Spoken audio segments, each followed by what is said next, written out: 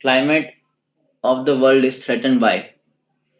So by what gases climate is threatened? So it is oxygen. No, we require oxygen. Even plant require oxygen. Increasing amount of CO2. This question is about greenhouse effect and global warming. Okay, global warming. Decrease amount of CO2. No, it's good for us.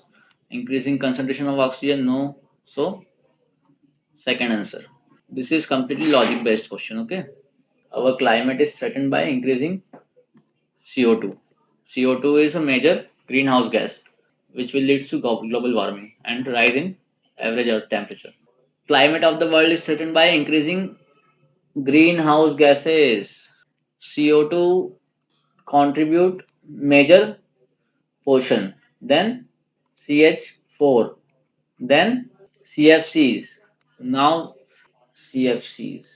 Now there has been reduced usage of CFC, chlorofluorocarbons used in refrigerator and coolants. Okay, in ACs and etc. And then N2O.